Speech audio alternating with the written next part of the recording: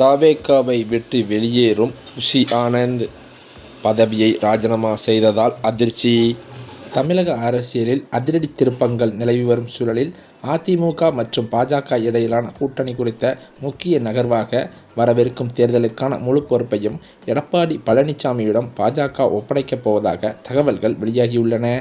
தமிழகத்தில் திமுக அரசை வீழ்ப்பதே தங்களது முதல் இலக்கு என்று தெரிவித்துள்ள பாஜகவோ தவேகாவோ தற்போது அதிரடி திருப்பங்கள் கொண்ட அரசியல் நகர்வை எடுத்து கொண்டு வருகிறதாக சொல்லப்படுகிறது. தற்போதைய தேர்தல் நேரங்களில் ஒவ்வொரு அரசியல் கட்சி தலைவர்களையும் அரசியல் கட்சிகளையும் பாராட்டுவதும் விமர்சிப்பதும் தேர்தல் களமானது பயங்கரமாக சூடுபிடித்திருக்கிறது என்பதை தெளிவாக எடுத்துக்காட்டுகிறது. பாரம்பரியமாக திமுக வெர்சஸ் அதிமுக என இருமுனை போட்டியை கண்ட தமிழகமானது தற்போது விஜயின் தமிழக வெற்றிக் கழகம் வருகையால் ஒரு முப்பரிமாண போட்டிக்களமாகவே மாறியிருக்கிறது. இந்த மாற்றத்தின் விளைவாக தேர்தல் முடிவுகளில் 2 தெளிவான சாத்தியக்கூறுகள் மட்டுமே இருக்கக்கூடும் என்று டெல்லி தனியார் நிறுவனம் சமீபத்தில் நடத்திய கருத்து கணிப்பு அதிர்ச்சி தகவலை வெளியிட்டுள்ளதாக கூறப்படுகிறது. அதில் ஒன்று என்னவென்றால் விஜய் தலைமையில் தவேகா ஆட்சி அமைப்பது, மற்றொன்று அறுதி பெரும்பான்மை இல்லாத அதாவது தொங்கு சட்டமன்றம் ஏற்படுவது. சமீபத்தில் வெளிவந்த சில கருத்து கணிப்புகள் தமிழக அரசியல் போக்கு பற்றிய முக்கியமான தகவலை வெளியிடுகின்றன. தற்போதைய கள நிலவரப்படி விஜயின் தவேகா அதிமுகவின் பாரம்பரிய வாக்குகளையும் திமுக மீது அதிருப்தி கொண்ட நடுநிலை வாக்குகளையும் கணிசமாக பிரிக்கும் சக்தி வாய்ந்ததாக கருதப்படுகிறது. அதிமுகவில் ஏற்பட்டுள்ள உட்கட்சி பிளவு மற்றும் தவேகாவின் நேரடி வாக்குப்பிரிவு ஆகியவற்றால் அதிமுகவின் வாக்கு வங்கி பெரிதும் பாதிக்கப்படும் வாய்ப்பு இருக்கிறதாம். இதனால் பல தொகுதிகளில் அதிமுக 3வது இடத்திற்கு தள்ளப்படலாம் என்ற அச்சம் அதன் தலைமைக்கே ஏற்பட்டிருக்கிறது. நடிகர் விஜயின் கவர்ச்சி, மிஸ்டர் கிளீன் ஆகிய அரசியல் மற்றும் இளைஞர்களின் ஆதரவு ஆகியவற்றின் பலத்தால் தவேகா திடீரென பெரிய வாக்கு சதவீதத்தை பெற்று திமுக மற்றும் அதிமுகவிற்கு போட்டியாகவோ அல்லது ஒரு பிரதான எதிர்க்கட்சியாகவோ உருவெடுக்கலாம் என்றும் கூறப்படுகிறதாம். தமிழகத்தில் வலுவான கூட்டணி அமைத்து திமுகவின் வெற்றியை தடுத்து அதன் மூலம் எடப்பாடி பழனிசாமியை தங்கள் கட்டுப்பாட்டில் வைக்க வேண்டும் என்று பாஜக மேலிடமும் திட்டம் தீட்டி வருகிறது. இந்த திட்டத்தின் ஒரு பகுதியாக இபிஎஸ்ஸின் எதிர்ப்பாளர்களான ஓபிஎஸ், டிடிவி போன்றோரை என்டிஏ கூட்டணியில் இணைக்க முயற்சிகளும் மேற்கொள்ளப்பட்டு வருகின்றன.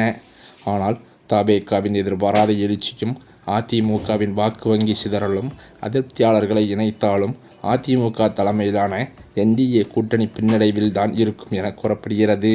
அதே சமயம் அதிமுக பிரமுகர் ஒருவர் அளித்த பேட்டியில் கூறியிருப்பதாவது அதிமுக பாஜக கூட்டணியை கண்டு ஆளும் திமுகவானது நடுநடுங்கி போய் இருக்கிறது என்றும் தேர்தல் நேரங்களில் வரும் பாராட்டுக்களும் விமர்சனங்களும் புதக்கண்ணாடி வைத்து தேதி பார்த்து அரசியல் காரணங்களை சொல்லிக் கொண்டிருக்க முடியாது. எடப்பாடி பழனிசாமியை முதல்வர் வேட்பாளராக ஏற்கும் கட்சிகள் மக்களுக்கு ஒத்த கருத்துக்களை கட்சிகள் கொடுக்கும் வகையில் அதிமுக பாஜக கூட்டணியில் இணைவதை உறுதி செய்யும் வகையில்தான் பொதுக்குழு தீர்மானத்தில் நாங்கள் நிறைவேற்றியிருக்கிறோம் என்றும் கூறியிருக்கிறார். அதே சமயம் புதிதாக உருவெடுத்து வரும் தமிழக வெற்றிக் கழகத்தில் இணைந்த செங்கோட்டையன் அவர்களால் தற்போது தவேகாவானது படும் பாதாளத்தில் விழுவதற்கும் அச்சத்தில் இருப்பதாகவும் தவேகா தொண்டர்கள் மத்தியில் தகவல்களும் வெளியாகியுள்ளது.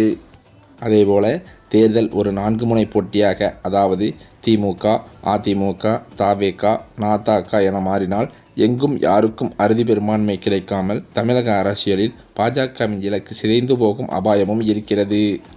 இந்த நிலையிலோ 234 தொகுதிகள் கொண்ட தமிழக சட்டமன்றத்தில் ஆட்சி அமைக்க 118 தொகுதிகளில் வெற்றி பெற வேண்டும்.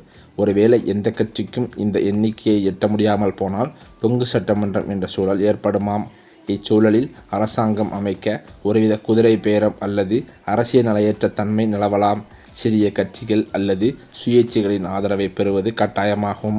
அதிக இடங்களை பெறும் கட்சி மற்ற கட்சிகளுடன் இணைந்து ஒரு கூட்டணி ஆட்சியை அமைக்க வேண்டிய கட்டாயமும் ஏற்படுமாம்.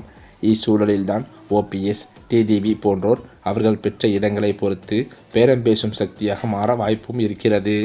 தொங்கு சட்டமன்றம் ஏற்பட்டு ஒரு நிலையான ஆட்சியை எந்த கட்சியும் அமைக்க முடியாமல் போனால் வேறு வழியின்றி சில காலத்திற்குள் மறுதேர்தல் நடத்த வேண்டிய நிலையும் வரலாமாம். இது மிகவும் அரிதானது என்றாலும் அரசியல் ஸ்திரத்தன்மையை கருத்தில் கொண்டு இதற்கான வாய்ப்பும் இருக்கிறது. மறுதேர்தல் நடந்தால் அது நடிகர் விஜயின் தவேகாவிற்கு லாபமாக அமையவே அதிக வாய்ப்பு இருக்கிறது. முதல் தேர்தலில் தனக்கு போதிய இடங்கள் கிடைக்காமல் போனாலும் திராவிட கட்சிகளின் ஆதிக்கத்தை உடைத்த பெருமை அவருக்கு கிடைக்கும் என்றே சொல்லப்படுகிறது. ஏனென்றால் குறுகிய காலத்தில் மறுதேர்தல் வரும்போது மாற்றத்தை விரும்பும் மக்கள் குழப்பங்கள் நிறைந்த பழைய கட்சிகளை தவிர்த்து விஜய்க்கு அதிக இடங்களை கொடுத்து ஒரு தெளிவான ஆட்சியை ஏற்படுத்த முனைவார்களாம். 2026 தேர்தல் முடிவுகள் தமிழகத்தில் இதுவரை காணாத ஒரு புதிய அரசியல் சகாப்தத்தை உருவாக்கும். தேர்தல் களத்தில் உள்ள போட்டியின் காரணமாக தேர்தல் முடிவுகள் 2 தெளிவான பாதைகளை மட்டுமே சுட்டிக்காட்டுகின்றன. ஒன்று விஜயின் எழுச்சி மற்றும் தனிப்பெரும் கட்சி ஆட்சி, அல்லது 2-3 கட்சிகளும் வாக்குகளை பிரித்து யாருக்கும் மெஜாரிட்டி இல்லாத தொங்கு சட்டமன்றம். திராவிட கட்சிகளின் பாரம்பரிய அரசியலுக்கும் விஜயின் மாற்று அரசியலுக்கும் இடையேயான இந்த போட்டி பெரும் பரபரப்பையை ஏற்படுத்தியிருக்கிறது. அதே சமயம் பார்த்தால் அதிமுகவானது கொங்கு மண்டலத்தில் வலிமையாக இருந்து வரும் சூழலில் அங்கு அதன் செல்வாக்கை அடியோடு சறுக்கும் வகையில் முக்கிய அமைச்சர்களின் விலகல் தொடர்ந்து வருகிறது.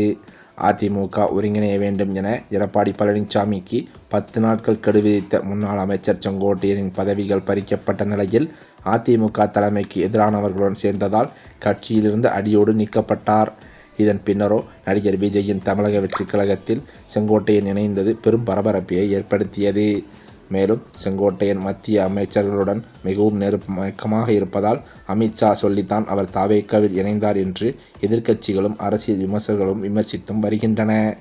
விஜய் பாஜகவை எதிரி என்று கூறியதால் செங்கோட்டையன் மூலம் விஜயை வீழ்த்த பாஜக முயற்சிக்கிறது என்ற கருத்தும் வலுப்பெற்றிருக்கிறது. இதனை செங்கோட்டையன் அறவே மறுத்திருந்தாலும் இந்த நிலையில் இது குறித்து பாஜக மாநில தலைவர் நயினாரிடம் கேட்டபோது கூட அறநிலைத்துறை அமைச்சர் சேகர் பாபுவை பார்த்து பேசிவிட்டு தான் செங்கோட்டையன் தாவேக்காவிற்கு சென்றிருக்கிறார் என்று அவர் கூறியிருப்பதும் ஒரு சில சர்ச்சையை ஏற்படுத்தியுள்ளது. இதன் காரணத்தினால்தான் தற்போது வெளியான தகவலின்படி அவர் முதலில் தாவேக்காவில் இணைந்தது ஒரு முன்னோட்டமாகத்தான் இருக்க வேண்டும் என்று அவரது ஆதரவாளர்கள் மத்தியில் பேச்சுக்களும் அடிபட்டு வந்தது. இந்த நிலையில்தான் அவர் திமுகவில் இணைய முயற்சித்து வருவதாகவும் திமுக அமைச்சர்களிடம் பேச்சுவார்த்தை நடத்தியிருப்பதாகவும் அதிர்ச்சி தகவல்கள் வெளியாகி வருகின்றன. மேலும் அது மட்டுமில்லாமல் தற்போதைய சூழலில் கூட கூட்டணி குறித்து தமிழக வெற்றிக் கழகத்தின் தலைவர் அறிவிப்பு ஒன்றை வெளியிடப் போவதாக அதிர்ச்சி தகவல்கள் வெளியாகியுள்ளது. மேலும் காங்கிரஸில் உள்ள முக்கிய பிரமுகர் ஒருத்தர் இன்றைய தினம் தமிழக வெற்றிக் கழக தலைவர் விஜய் அவர்களை நேரில் சந்தித்து ஆலோசனை நடத்தியிருப்பதாகவும் தகவல்கள் வெளியான நிலையில் காங்கிரசுடன் கூட்டணி தமிழக வெற்றிக் கழகம் வைக்குமா என்ற சந்தேகம் பொதுமக்கள் மத்தியில் எழுந்துள்ளது. அதே சமயம் தாவேக்காவில் சேர்ந்த பின் செய்தியாளர்களை சந்தித்த செங்கோட்டையன் அதிமுகவும் திமுகவும் ஒன்றுதான் என்று கூறி இதனை உறுதிப்படுத்தியிருக்கிறார். மேலும் அதிமுகவிலிருந்து நீக்கப்பட்ட செங்கோட்டையன் திமுக அவரை கட்சியில் சேர்க்க பல்வேறு முயற்சிகளை கையில் எடுத்ததும் குறிப்பிடத்தக்கது என்று அவர் கூறியிருக்கிறாராம். மேலும் அது மட்டுமில்லாமல் தேர்தல் நெருங்கி வரும் இந்த நிலையில் கட்சிக்குள் உள்கட்சி பூசல், பதவி பிரச்சனை அதிகமாக இருந்து வருவதாக தாவேகா தொண்டர்கள் மத்தியில் பேச்சுக்கள் அடிபடுகிறது.